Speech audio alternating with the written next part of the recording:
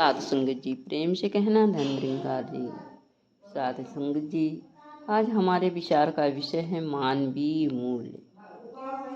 साध संगत जी, मई माह की पत्रिका आई, उसका शीर्षक है मानवीय मूल्य। दासी ने पढ़ करके मंथन किया अपने अंदर कि मानवीय मूल्य के बराबर कोई मूल्य नहीं है, और जिस इंसान के अंदर मानवीय मूल्य नहीं है वह इंसान नहीं कहा जा सकता है। सत्संग जी, इस तरह से जीवन में मानव मूल्यों का बहुत महत्व है। मानव तभी बन सकता है जब उसके अंदर मानव के मूल्य हों, अर्थात मानवीय मूल्य हों। सत्संग जी, वेदों में इंसानों के लिए कहा गया मनुर्भव, यानी हे इंसान तुम मानव बन जाओ, इंसान बन जाओ। इंसान बनने के लिए मानव शरीर को प्राप्त कर लेना ही काफ़ी नहीं है, अर्थात शरीर तो हमें मिल गई है, लेकिन इसके अंदर यदि हमारे कार्य व्यवहार मानव जैसे नहीं है तो हम मानव कहलाने योग्य नहीं है। अर्थात यदि हमारे अंदर मानव मूल्य नहीं है, मानवीय मूल्य नहीं है, तो हम मानव कहलाने योग्य नहीं है। सत्संग जी, इंसान जो है अपना सुख भूल करके दूसरे की सुख समृद्धि पर ईर्ष्या भरी नज़रों से देखता है, जो मानवीय मूल्यों के विपरीत है। क्योंकि इंसानों का यह काम नहीं है। हर इंसान का काम है दूसरे के सुखों को देख करके खुश होना, दूसरे के सुखों को देख करके प्रसन्न होना, न कि उसे ईर्ष्या करना, द्वेष करना। सत्संग जी, इस तरह से छोटे छोटे बहुत सारी कमियां हैं जो हमारे अंदर मानवीय मूल्यों को गिरा देती हैं, अर्थात कम कर देती हैं, और हम जो है मानव से दानव बनते चले जाते हैं। सत्संग जी, आज का इंसान जो होता है, जब उसे अपने किसी क्षेत्र में असफलता मिलती है तो वह दूसरों पर दोष मढ़ देता है, अपने अंदर कमी नहीं देखता है। सत्संग जी, और इसके कारण वो स्वयं जो है दुखी होता है और दुख को आमंत्रित कर लेता है, जबकि समस्या उसके अंदर है, समस्या उसके पास है। उस समस्या को दूर करने के लिए यदि वो गहराई से देखे तो जो है उस कमी का पता चल जाएगा और वह कमी दूर भी होती चली जाएगी।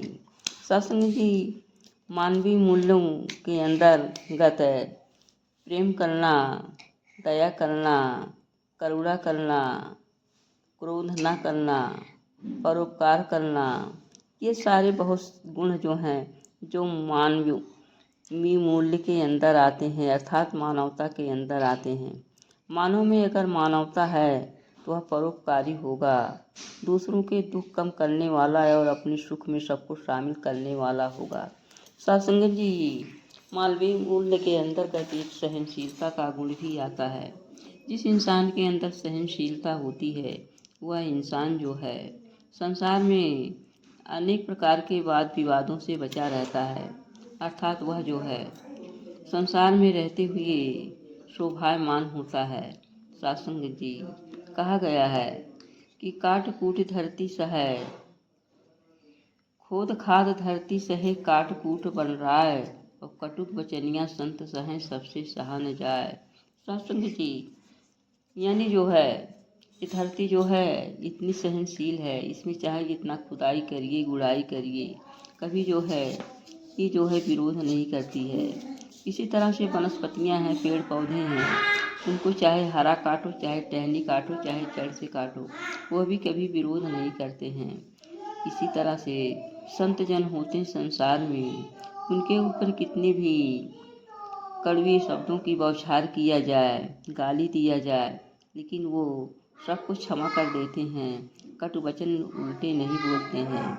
तो सत्संग की इसी तरह से हमको जो है अवगुणों को अनदेखा करके हमें दिव्य ज्ञान प्रदान किया गया है, तो हम जो है इस दिव्य ज्ञान को हमेशा अपने जीवन में ढाल करके क्षमा करना सीखें। लोगों की छोटी छोटी जो कमियां होती हैं उस पर पर्दा डालना सीखें, उन कमियों को हम बार बार ना दोहराएं। साथ संगत जी, अगर हम कमियां देखते रहेंगे तो जिसके अंदर वो कमियां हैं वहाँ से तो दूर हो जाएंगी, लेकिन वो हमारे अंदर आती चली जाएंगी। साथ संगत जी, इस तरह से जो है मानवीय मूल्य को जो इंसान अपने अंदर स्वीकार कर लेता है, वही इंसान इंसान बन जाता है। और जो है समाज भी उसकी प्रशंसा करता है, क्योंकि ये जानता है कि इंसान क्षमाशील है, ये सबसे प्यार करता है, सबके दुख सुख में भागी बनता है। साथ संगत जी, इस तरह से हम जो है अंदर से तो सुखी होते ही हैं, आनंदित होते ही हैं, बाहर से भी सुखी दिखाई पड़ते हैं। साथ संगत जी, मानवीय मूल्य के अभाव में हर इंसान जो है इंसान जीवन से गिरता चला जाता है। उसका हर तरह से गिरावट ही गिरावट आती है। साथ संगत जी, भगत जन जो होते हैं इस तरह से इसके उल्टे शीलवान होते हैं, विनम्र स्वभाव वाले होते हैं, उत्तम चरित्र वाले होते हैं, करुणा से परिपूर्ण होते हैं। भगत जो होते हैं छल कपट से दूर होते हैं, उनका हृदय जो होता है कोमल होता है। साथ संगत जी, इस तरह से हम मानवीय मूल्यों को यदि अपने अंदर उतारें, साथ संगत जी, यह तभी संभव होगा जब हम मंथन करेंगे, अपने अंदर झांकेंगे कि हम क्या क्या कार्य करते हैं, हम दूसरों के सुख दुख में भागीदार होते हैं कि नहीं होते हैं, हम दूसरे की सुख सुविधाओं को देख करके प्रसन्न होते हैं कि नहीं होते हैं।